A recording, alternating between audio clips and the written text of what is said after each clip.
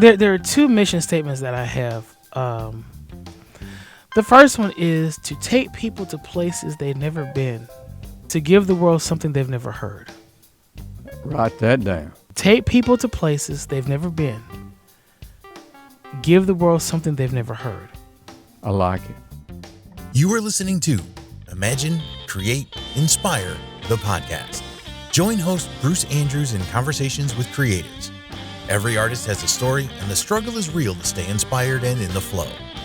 Join in the conversation by leaving us your comments, and thanks for listening.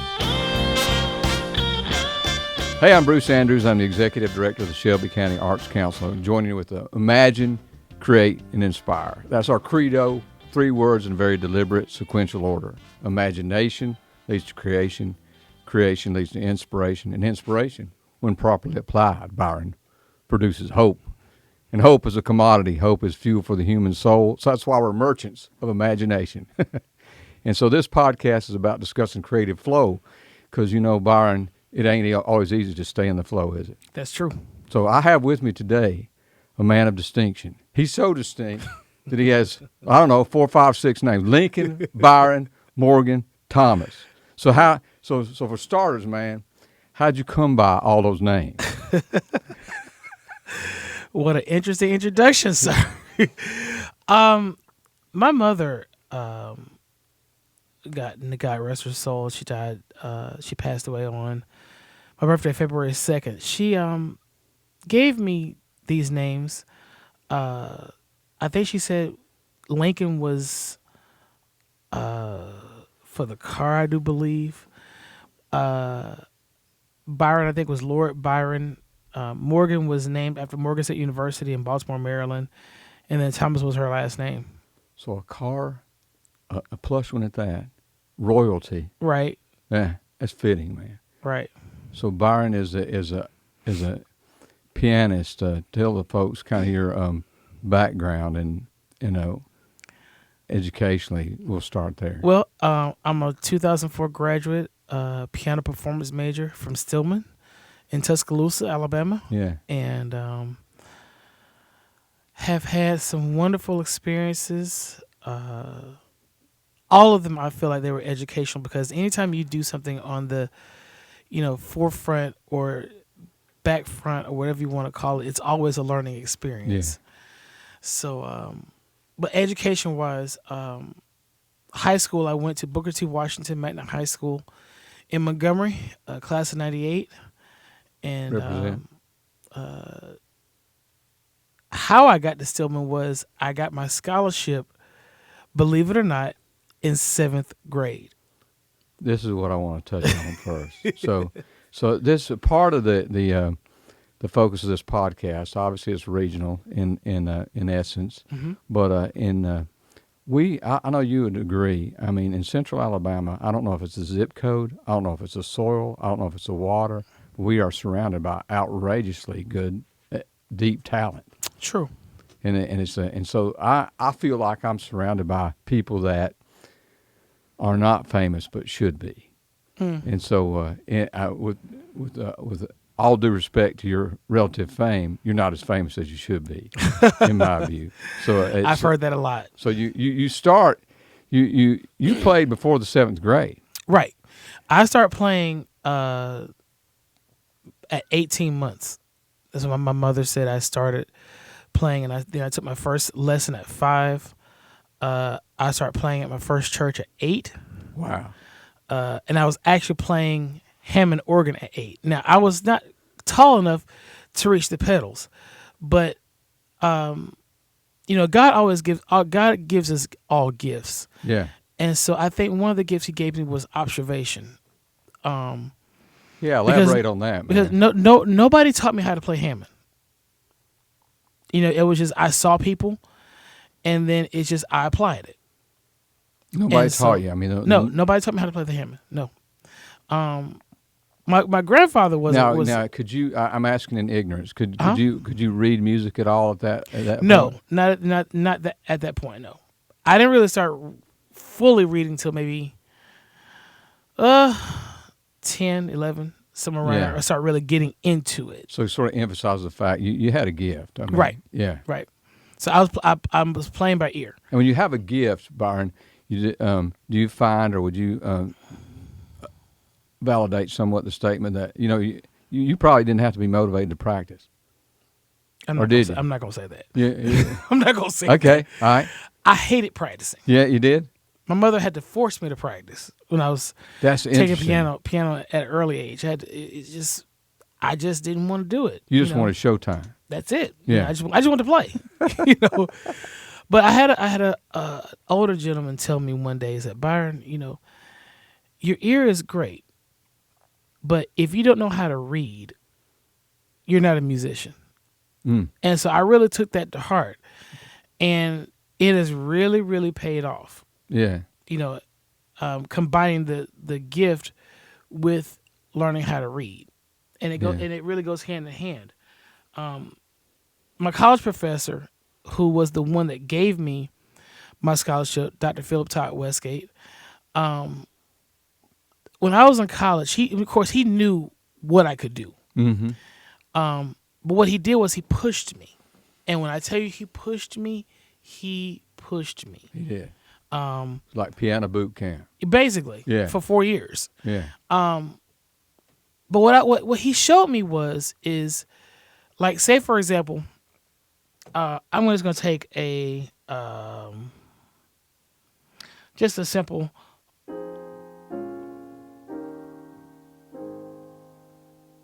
just something. Yeah. Now, most people hear this. Most people hear this. Right? But what he taught me was, even in classical music, was what's in the middle. It's all the voices in the middle.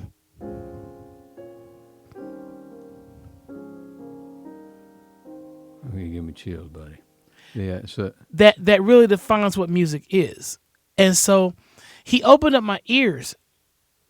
So now I'm using my ear and I'm using my eyes. Yeah. To really see what's in between and what's on the outside, in the outside of music as well as the inside. So when you so you can, you're inferring you literally can see the music. Mm-hmm. Yeah. Mm-hmm. So when you see and feel. Right, and so and so part of that superpower is you can almost anticipate when you look at a piece of music, you can almost anticipate how you're going to play it and how it's going to feel. Well, not necessarily. Sometimes I could be playing something and it'll just hit. Just the spirit of the music will just start to resonate.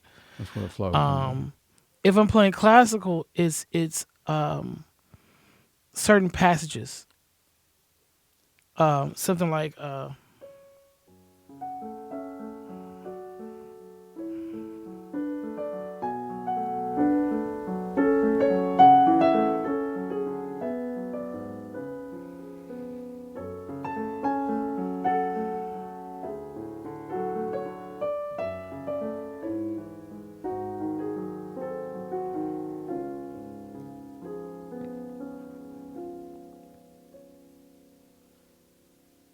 I think you made your point. So when you understand what each thing is saying, mm-hmm. then you can interpret it like that. I always think of music as a spirit. Yeah. I tell everybody music is birthed, music lives, and music dies. It dies. Think about it. One-hit wonders. Yeah. That's true. Yeah. You have a hit, it may go platinum, and then the rest of the record is dead. Yeah. Somewhat short of a classic in that sense. Right. Yeah. Right. So it's up to the individual to decide when it's birthed, will it live and continue to live and be a legacy? Yeah. As a good legacy, or will it be a legacy of a one-hit wonder? Yeah. And that's the only thing that they're known by. Right. So it's part of the ongoing discussion of these, in this building and on these podcasts and between buddies like me and you is the idea that imagination is kind of like the divine spark. Right. That's what sets us apart from Right. the animal kingdom. I always say, I never caught my dog with a sketch pad, or anything like that, or having an existential crisis, even though I like to talk to her. She's not human. That's what makes us human is imagination. And Right. the opposite of imagination might be stagnation or dead end thinking. So this idea that you're putting out there so well that that you've been given this talent, and then you hone it through practice and elevate yourself by hanging out with people that are technically better than you and that sort of thing, aka instructors. It kind of unlocks the complexity of the music. Right. Would you say? Right. Yeah, I heard a quote from a guy named Ed Milet that said, "Complexity is the enemy of execution." So it's like I thought, man, that's a great way of saying that somebody. So I thought that's what a great teacher does, like you, takes something that looks like a literal mountain, and daunting, and then break it down. The one thing that I have been known to do is to take a piece and make it my own, and then make it still seem like it's still what it is, but I make it my own. I'm gonna ask you to do a little bit of that. Yeah, just So, for example, if I was to take one of my favorite ballads, tune called "Body and Soul," if I just play the bridge.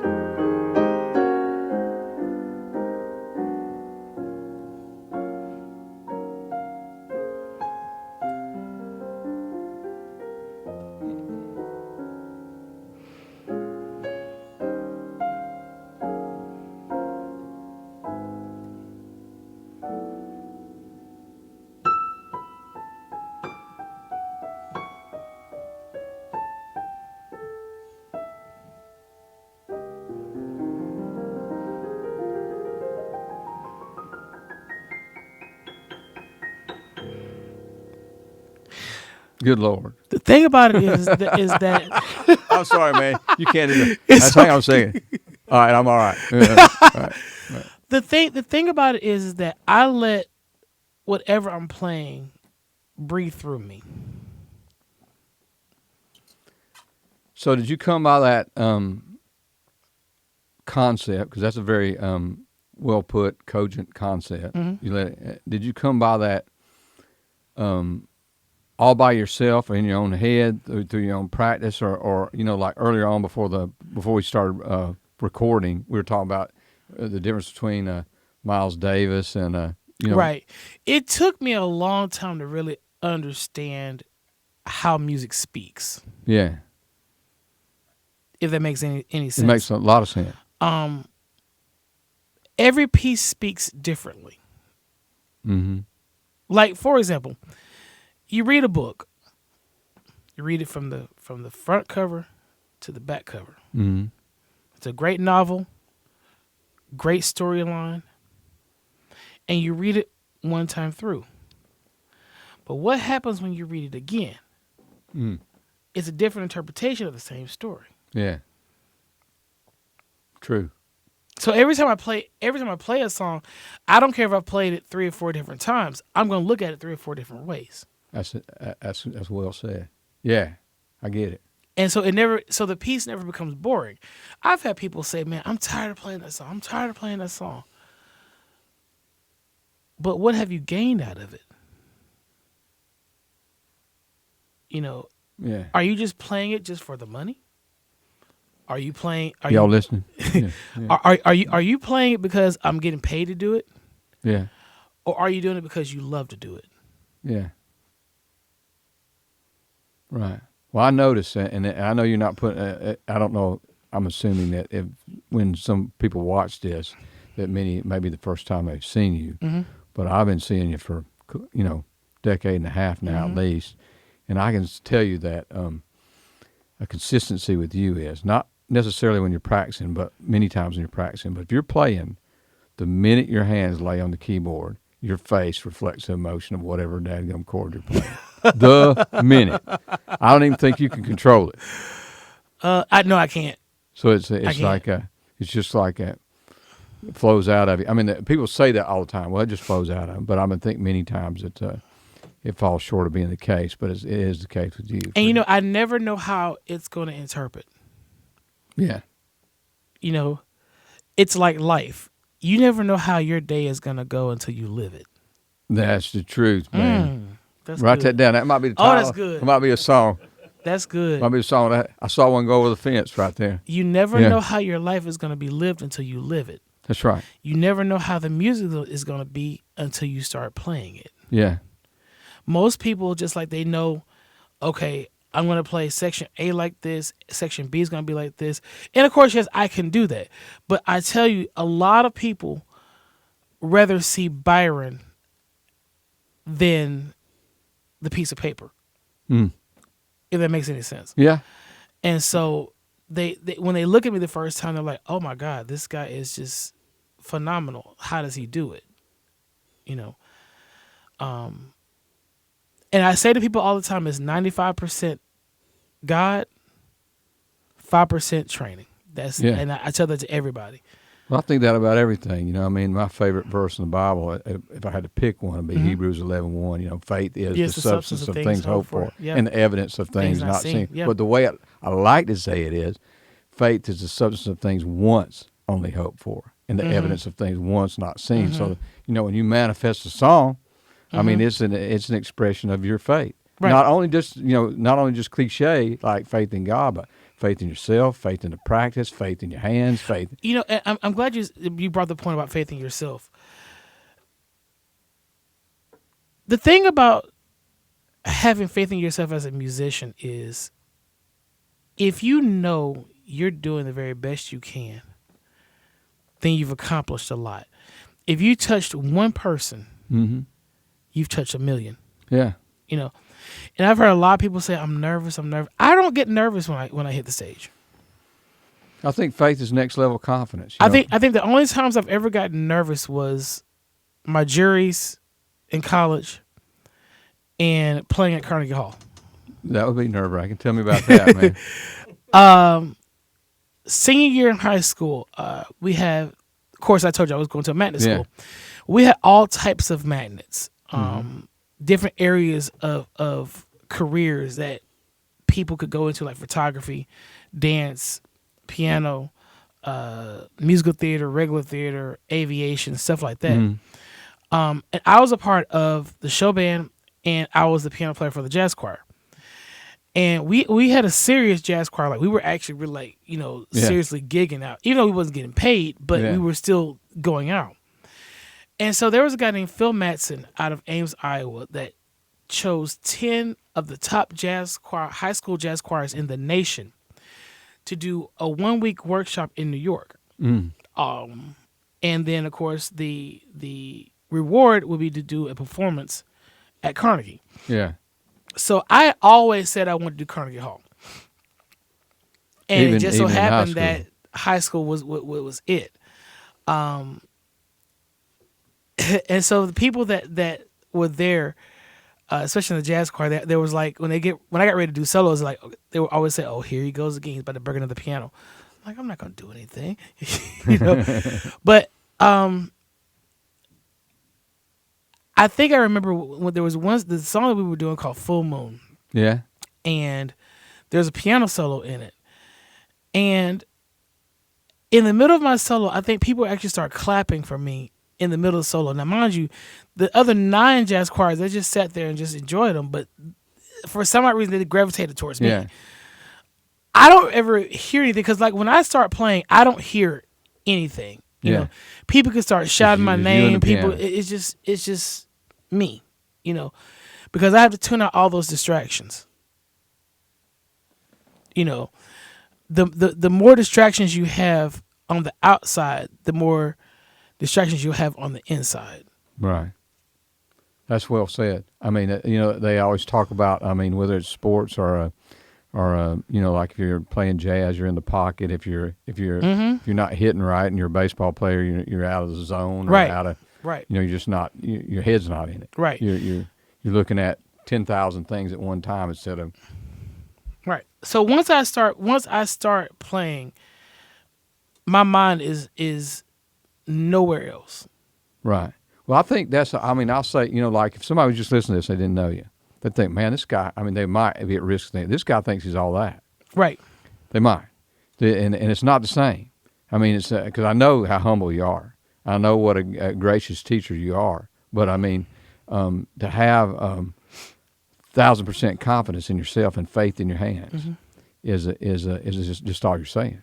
And yeah, you know, when your hands lay down on the keys, you got no reservations. right. And there are times where I you know, like in the classical example, yeah, I missed a note, you know, but you have to trust. Like I say, it's about trust. Yeah. You know, if you trust yourself, it's just like anything you do.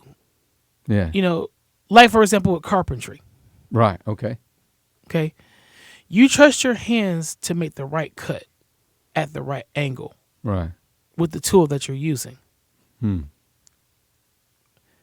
In my case, the piano is my tool. So not only do I have to trust myself with the tool, but I'm trusting the tool to speak through me. Gotcha. Yeah. You know, even if the piano's out of tune, you know. Yeah, you're not, but because you've stepped into. Of course, a number my perfect pitch will start kicking in then. Yeah, you've no doubt been seated in a number of situations where the piano is not in tune. I have. Yeah. You know.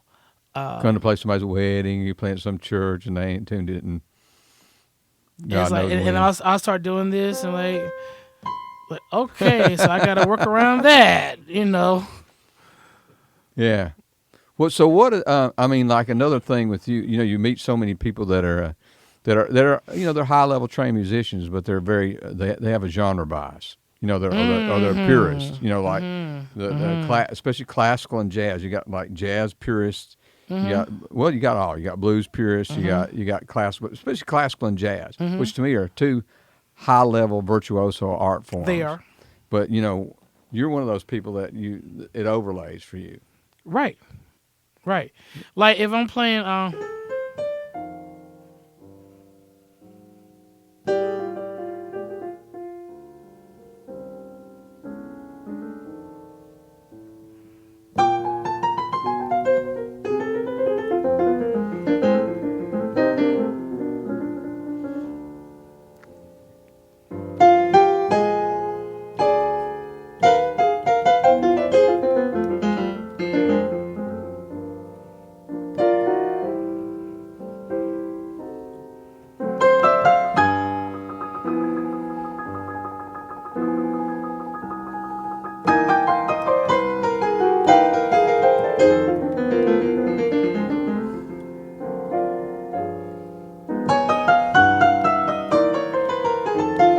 you know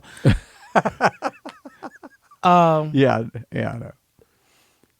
the blues speaks, you know. It does. Or if we do something like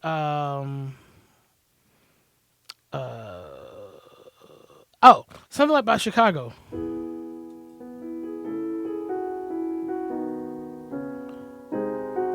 Mm-hmm.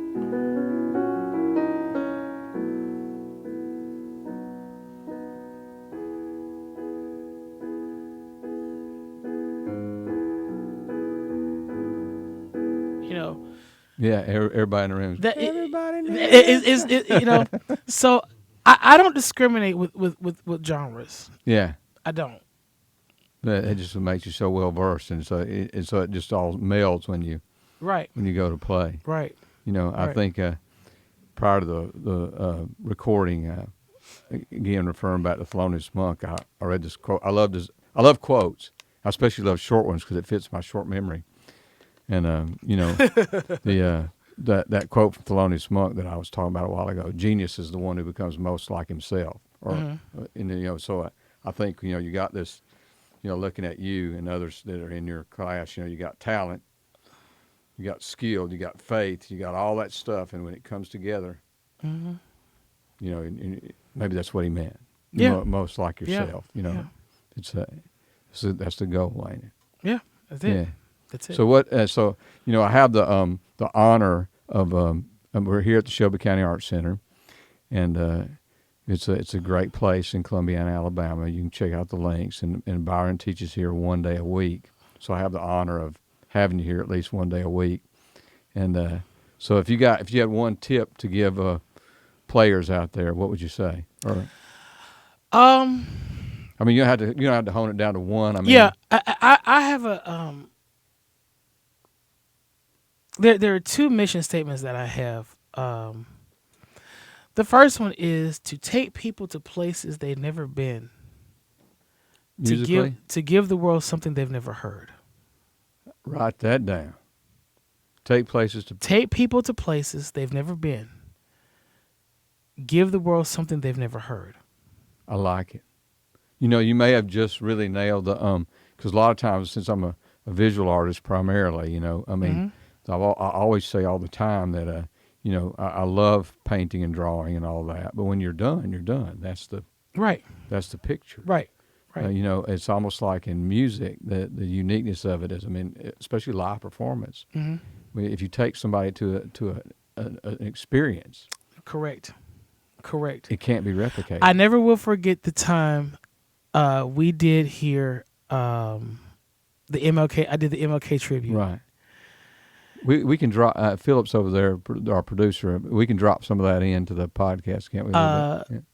Philip, you told me right about the fourth song that you was almost out of here. It's just like you were just like almost in a place where it's like I just don't want to get out of here. Well, nobody, and for the folks that didn't see it, I mean, it was during COVID. Yeah. And we were trying to figure out a way to honor the MLK Day. We couldn't get anybody in the venue because of the situation. Right. And so it was impromptu. It had a real spiritual atmosphere. So we were all sitting, I mean, there was 10 of us sitting in a dark theater. Yeah.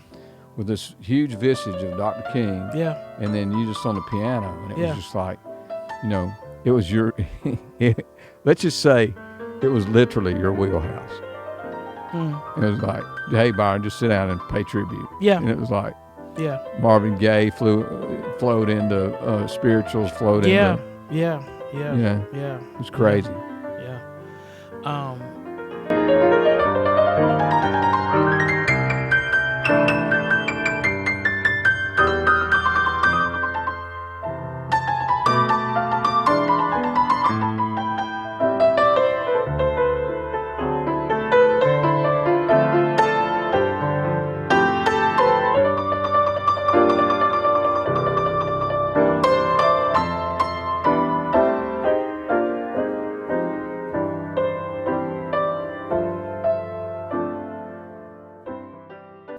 There have been singers I've played for where I'll play an introduction to a song and they'll forget where to come in.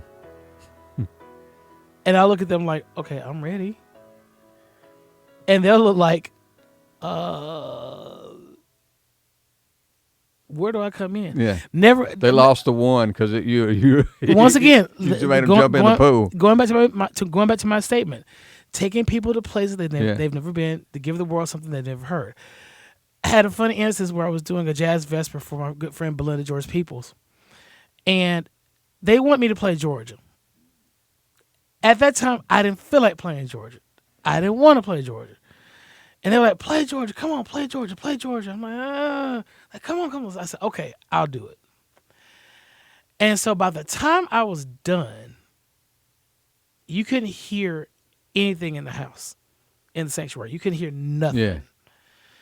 And so Belinda took her binder, and when I was done, she flipped through her binder and this is a true story. She's like, I don't know where to go from here. It took her a sec because, like I said, the spirit got on her. Yeah. And she just went through her binder like, I have no idea where to go next because whatever I had done, touched here. If I touch people with if I touch their hearts with the gift that he's given me, I've done what he's asked me to do. Right on. Right on. You didn't bury your talent. No, I'm never going to do that. Yeah. And I say this to people, if you have a talent, if you're good at something, whether it's music, whether it's art, whatever it is, do it. Because I've seen people where they've taken it and laid it down for a few years and they can't pick it back up. Once it's gone, it's gone. Yeah. So, but yeah, taking people to places they've never been, to give the world something they've never heard.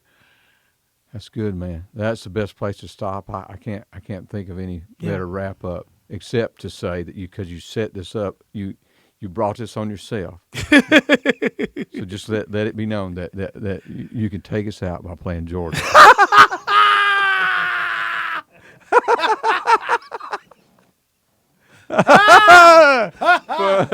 Wow. For real, man. Play a few bars. I will do that. Take us out. I will do that.